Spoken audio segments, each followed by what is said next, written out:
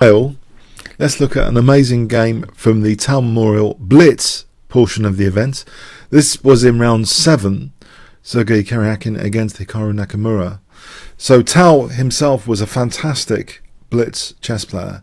The first unofficial World Blitz Championship was in 1970, which saw Fischer dominating. Perhaps the Russians didn't really expect Fischer's intuition and strength at Blitz to be so great, but he crushed the field by quite a margin. But Mikhail Tal was second in that unofficial one. Then in 1988, Mikhail Tal came ahead of Garry Kasparov in this knockout event. A bit fortunate perhaps, because Kasparov had a winning position and managed to stalemate someone in that and got knocked out. So Tal ended up winning the first official World Blitz Championship. So that's all on Wiki if you want to check that out in the description. So anyway, let's see. Sergey Karjakin against Hikaru Nakamura, two of the finest Blitz players in the world at the moment. E4 from Sergey. Nakamura plays the Sicilian defense. Knight f3, d6. d4, c takes. Queen takes d4. Knight c6. Bishop b5. Bishop d7. The queen drops back, because it's now attacked after that unpinning move. Knight b4, hitting the queen again. Bishop takes d7, check. Queen takes. Queen e2. g6. White castles. Bishop g7. c3. The knight's kicked back. And now c4, setting up that dreaded Maroczy bind. Is it good in this particular position? Knight f6, h3. Black castles. Knight c3, a6, rook d1, queen c7, bishop d2. White is preparing just to bring the other rook to c1 now, and it looks like a very, very comfortable position. You'll notice without that light square bishop, you know, White's got no problem pieces. His pieces and pawns are actually quite harmonious. You can see that light square bishop is suffering in this structure potentially. Knight d7, b3, queen d8, knight d5, provoking e6, which would weaken d6. But this is a point, yeah, what else does black do? Is he going to sit and suffer in this position if he doesn't play e6? If he does play e6, yes, d6 is under fire later. He does play e6. This is like a very comfortable position for white. And the knight just pops back. Job done. d6 weakened. Knight d e5, bishop e3. Black tries to and get some counterplay somewhere. Knight takes, queen e7. But now knight a4, highlighting this dark square weakness, threatening to fault the rooks.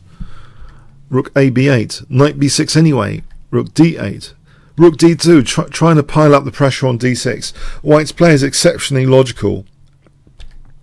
The pressure is put on d6. a3, as though b4 and c5 to try and torture d6 even more later. So queen c7, b4.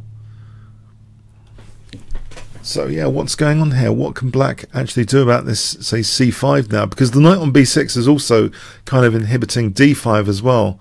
There's a lot of pieces on that d5 square, in fact. So black tries a5. Now here it's interesting, you know, white's doing really well in this position, and a lot of people will consider b5, which is a good move as well, but b takes was taking on a5 rather. On b5, knight e5, queen g3 is possible.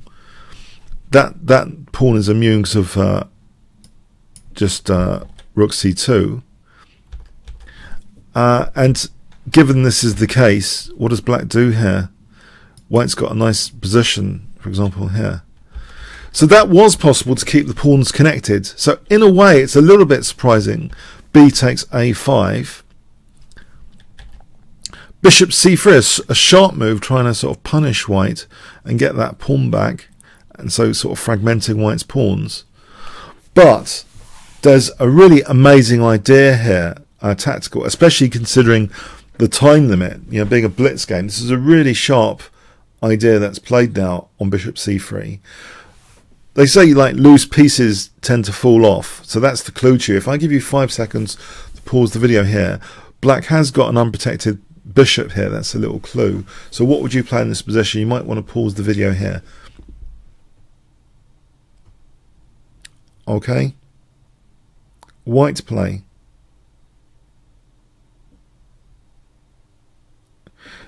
The fragmented pawns are kind of justified tactically here with knight d5, because that pawn, okay, the queen and bishop are attacked, and there's bishop b6 now on the cards because of that pawn. So e takes was played. Queen takes a5 is not much good because of bishop b6. Then taking on d8, so white's just massively better here. So yeah, knight d5, key move. So e takes d was played. Bishop b6, yeah, using that fragmented pawn. They do have significance tactically. So hitting that queen. And now after queen takes c3, you can see white's got a great position. He's attacking that rook. d4. Bishop takes d4. A lot of damage is being done to black's position here. If that bishop's allowed to live, then things like bishop h8, striking at g7 to threaten checkmate. So that bishop is snapped off, but now black is back to being in a miserable position again. This is like second stage of Morphy bind torture now. And it seems, you know, white played a sort of intuitive move, b takes a5, but totally justified it in the game continuation.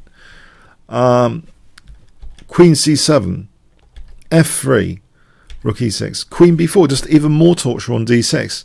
With c5 coming, that's a pinned pawn as well.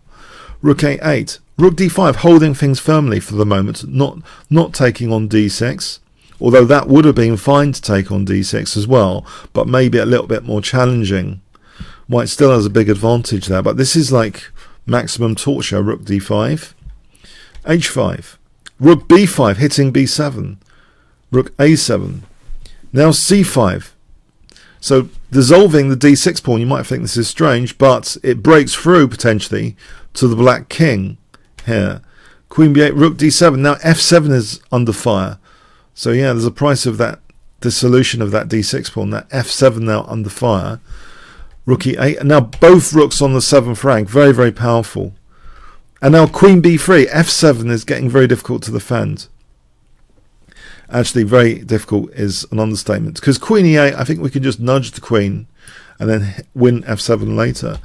So Nakamura capitulated with b6, giving up this rook. A bit of sense of humour there. That's nice of him. So yeah, and here resigned. So a very, very controlled Morphy bind game, especially considering it's like a Blitz game, which is supposed to be a bit, by nature, Blitz games are kind of chaos theory, a lot of them, especially at lower levels. But here, this was a very, very controlled Morphy bind game, it seems, with a very interesting b takes a5, getting that hook on the b6 square tactically, which was very useful after this bishop c3, that amazing move, knight d5. This was like a key move, actually, for the eventual winner of the tournament, because these two were in fierce competition. So this was in around, I think, so this is round 7. There's still a few games after this, but they eventually became first and second. Sergey Karjakin was the eventual winner. So knight d5, a star move by him in this critical game encounter. Okay, hope you got something from that. Comments, questions, likes, shares appreciated. Thanks very much.